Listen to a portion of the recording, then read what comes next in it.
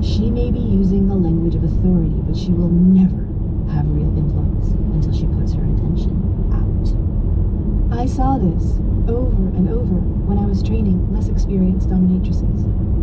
A woman would look the part, but if her attention was turned in on herself, then all the custom-fitted latex in Germany wouldn't be enough to compensate for what her animal body was communicating. True power isn't performative. They taught me what to say. Students often complain to me after they've taken a negotiation seminar. And it worked great in the classroom. How come it falls flat when I try to use it in real life? The answer is that they're using dominant language without directing their attention. Indeed, this confusion about the flow of attention is also why so much of the advice on women in the workplace dilutes women's access to power instead of strengthening it. Instead of showing women how to turn their attention out and keep it there, all those helpful instructions on what to wear, what to say, how to say it, turn a woman's attention back onto herself. This amplifies women's destructive self-policing tendencies, exacerbating the problem instead of solving it. To dominate another person, you have to turn and keep your attention out. You hold them in the tractor beam of your attention and guide the conversation from there, determining what subjects are being discussed, what actions will be taken or prevented, what corrections will be made. Later in this book, we will spend some time training you to assume and hold the dominant state. For reasons I will explain, the default state of attention for women is in, but we can begin here by introducing you to dominant language. Begin sentences with the pronoun you. You will, you can, you are. You get to. Be concise. Don't explain your motivation for asking.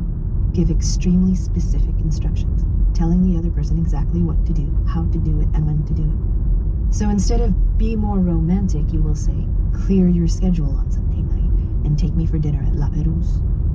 Leave I language out of it entirely. Your attention is on them. If you absolutely must insert yourself, use third-party language instead of the word I. For instance, organizations benefit, studies show a woman really appreciates a man who.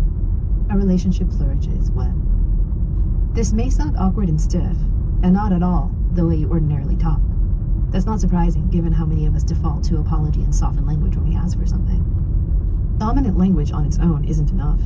Ultimately, the person you are dominating will be responding as much to the weight of your attention as it is transmitted by your posture, the steadiness of your gaze, the timbre of your voice. One animal body communicating with another as to what you say. True domination will come only when the authority of your animal body has commanded someone else's animal body, leaving them comfortable and relaxed enough to move into a more submissive state so that they can accept your correction and instruction.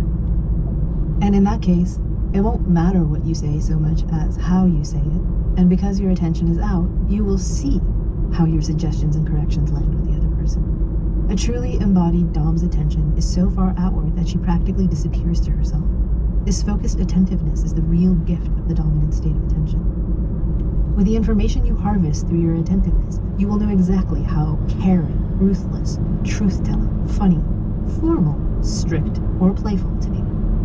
It's through attention that you will know exactly what's needed, not because you've been told what should be the next right step.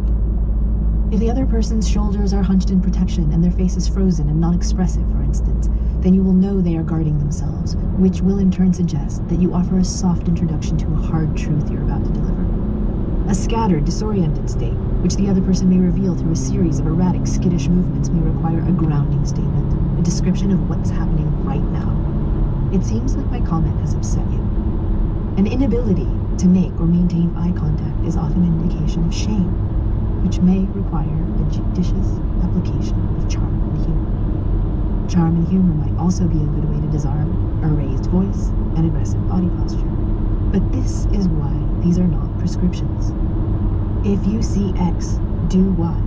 A joke might infuriate someone who's already agitated. With your attention out, you will know that you haven't hit the mark and pick up clues as to what might work better. A sharp instruction, for instance, or a hug. Trust your animal body to know what's required.